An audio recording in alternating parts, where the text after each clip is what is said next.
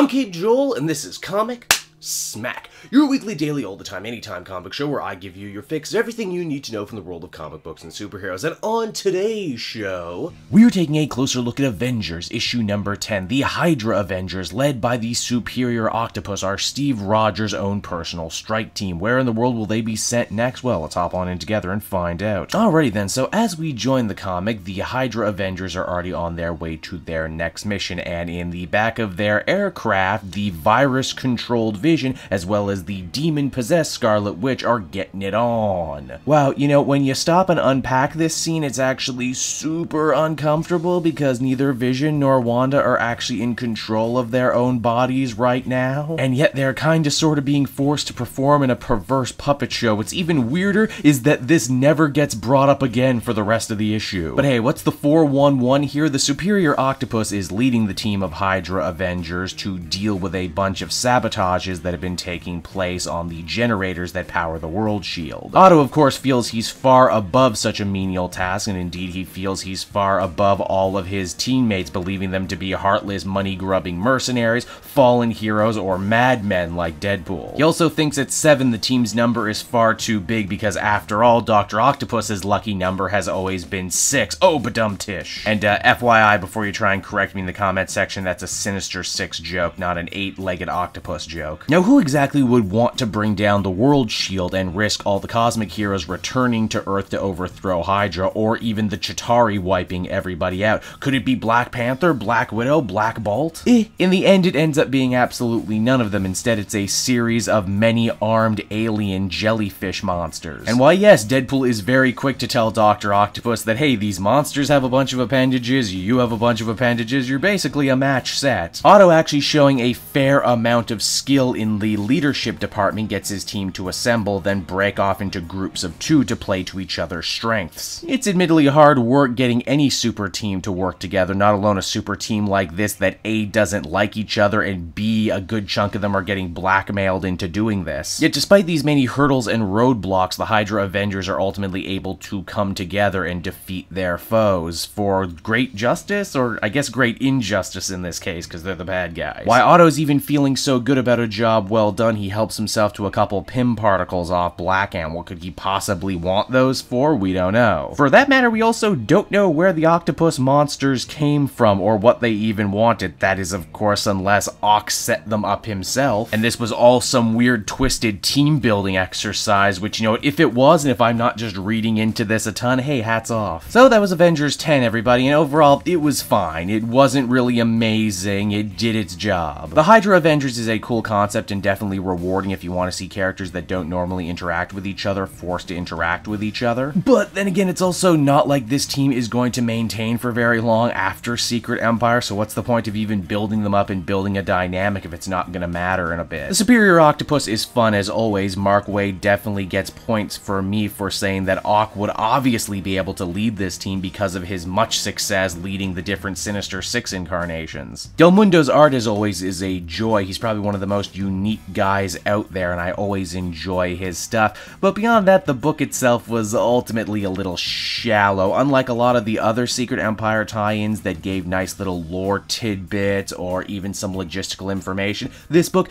didn't really have any of that to offer, and because of that, I can really only give it a 5 out of 10. It's not bad, but I'm definitely not going to remember it next week, and if you've been avoiding tie-ins, you can definitely avoid this one. So that's Avengers, everybody. I hope you enjoyed it, and as always, why not check out some of these other videos I have on offer from the channel. Then you can follow me on social media at Cape Joel. And if you want to show your love for the Cape Joel channel, then head on over to my TeePublic store and get yourself a nice new shirt. And until next time, this has been Cape Joel. Thank you so much for watching.